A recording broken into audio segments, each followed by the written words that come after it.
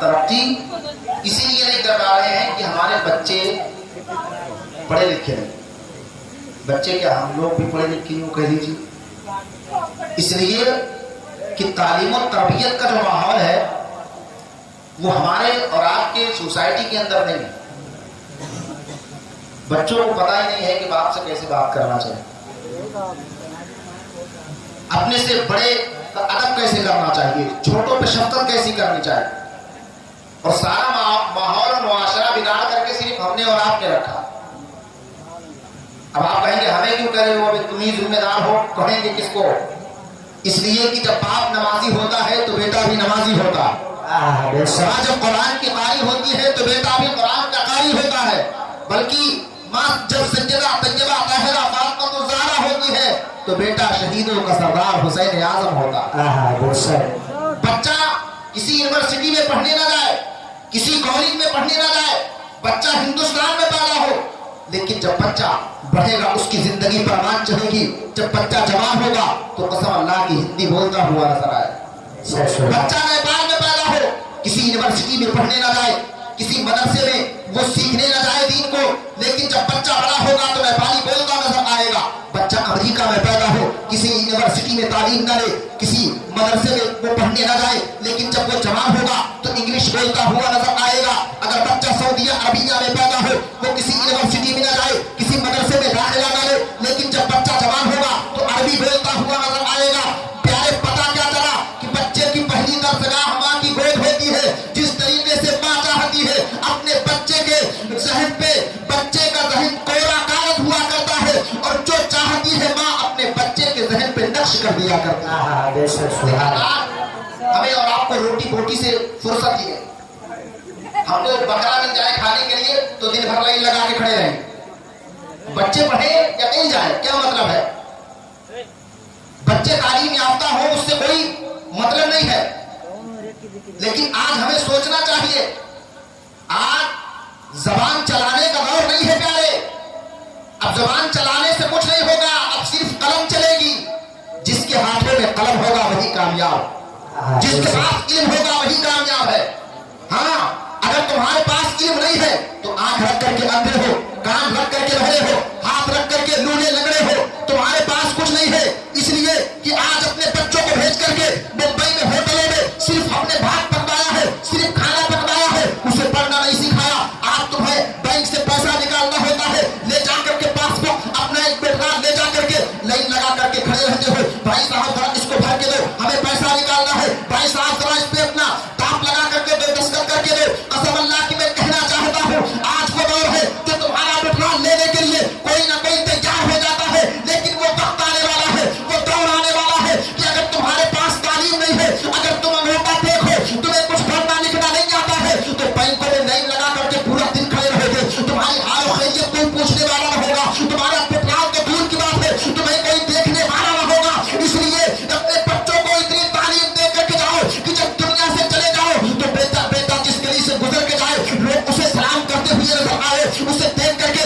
لوگ اپنی زندگی کا سبق سیکھتے ہوئے نظر آئے. لیکن آج اپنی زندگی کو ہم نے تباہ و برباد کر کے رکھا ہے. اپنے بچوں کو ہم ہوٹلوں میں بھیجنا پسند کرتے ہیں, اپنے بچوں کو ہم نے گھنٹوں میں بھیج کر کے صرف اینٹیں پکوانا شروع کیا ہے. اپنے بچوں کے کمائی کے لالچ میں اپنے بچوں کی زندگی کو تباہ و برباد صرف ہم نے اور آپ نے کیا ہے. وہی بچہ جب 18 سال کا ہوتا ہے, وہی بچہ جب 12 سال کا ہوتا ہے, جب باپ کوئی بات کہتا ہے بیٹا پلٹ کر کے جواب دیتا ہے. اب چلو امام صاحب کے پاس, اب چلو پیر صاحب کے پاس, بیٹا بڑا ہو گیا ہے, وہ ہماری بات کو نہیں مانتا ہے. بیٹا جوان ہو گیا ہے, میری بیوی کی بات کو نہیں سنتا ہے. اے نادان سن, تم کہاں پڑا ہے اور کس معاشرے میں زندگی گزار رہا ہے. کاش تو نے مصطفیٰ کا دین اپنے بچوں کو سکھایا ہوگا, تم نے اس کے کردار کے اندر اسلامک کلچر کو بھر دیا ہوگا. اس کے اندر اگر علم کی بو آتی تو قسم اللہ کی وہ اپنے بوڑھے ماں باپ کو گالیاں نہ دیتا, بلکہ اپنے ماں باپ کے قدموں کو چوم کر کے کہتا میری ماں مجھ کو تیری دعا چاہیے, تیری آنچل کی ٹھنڈی ہوا چاہیے. تمہارے قدموں کو چومتا اور چومنے کے بعد تم سے زبان درازی نہ کرتا, بلکہ جب تم کلام کرتے تو وہی 18 سال کا بیٹا تمہاری نظروں کو دیکھ کر کے اپنی نظروں کو جھکا کر کے تمہاری باتوں کو سنتا ہوا نظر آ رہا. لیکن آج ہم نے اپنی زندگی کو تباہ و برباد کر دیا. ہاں ہماری بھی زندگی برباد ہو گئی, بچوں کی بھی زندگی. अपने बच्चों को पढ़ाओ। एक नारा था, आधी रोटी खाएंगे लेकिन बच्चों को पढ़ाएंगे। अपने बच्चों को पढ़ाओ यार। मैंने आईसीयू में लोगों को रोते हुए देखा, जिसके पास कई बिल्डिंगें हैं, कई बच्चे हैं, प्रॉपर्टी की कमी नहीं है, दौलत के अंबार लगे हैं, आंख से आंसू निकल रहे। 2-4 दिन बाद ठीक हो करके जब मियां साहब बाहर आए, किसी ने हाथ पकड़ के पूछा, यार तुम्हारे तो बेटे इंजीनियर है, कोई डॉक्टर है, कोई प्रोफेसर है, कोई पुलिस में है, कोई आईएएस है, लेकिन तुम्हें रोने की वजह क्या है? तुम आईसीयू में थे, तुम्हारे बच्चों के पास इतना पैसा है, वो तुम्हें मिलते सिगरेटे में ठीक करवा लेते। तब बाप रो करके कहता है, यार मैंने अपने बेटे को इंजीनियर तो बनाया, आईपीएस तो बनाया, आईएएस तो बनाया, अपने बेटे को वकील तो बना दिया, लेकिन काश मैं अपने बच्चों को कुरान पढ़ने वाला बनाता तो आज मेरे मौत का वक्त था, आज अब रूह निकलती कि तब रूह निकलती। मैं अपने दिल में सोच रहा था कि मैं अपने बच्चों को अल्लाह के कुरान को हिफ्ज़ करवा देता, कुरान का कारी बना देता, आलिम दीन बना देता, तो वो बच्चा आकर के आज मेरे पास बैठ करके अगर सूरह यासीन की तिलावत कर देता तो मेरी रूह आसानी के साथ ऐसे लोगों को रोते देखा है।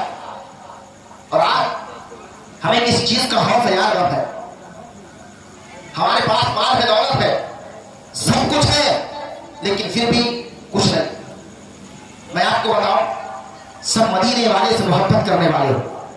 हाथों को उठा के कह दो या रसूल अल्लाह, या रसूल अल्लाह। अल्लाह सबको मदीने की ज़ियारत कराए। हजरत मालिक बिन दीनार जो बार-बार हज करने के लिए मदीना मुनव्वरा की ज़ियारत करने के लिए जाते थे, लेकिन इस बात को रोक करके एक बात और कहना चाहे। एक मोची है, मोची समझते हैं ना, मोची एक पैसे जमा कर करके इकट्ठा कर रहा था कि मुझे मदीना जाना। कह दो सुभान अल्लाह, मुझे मदीना जाना है।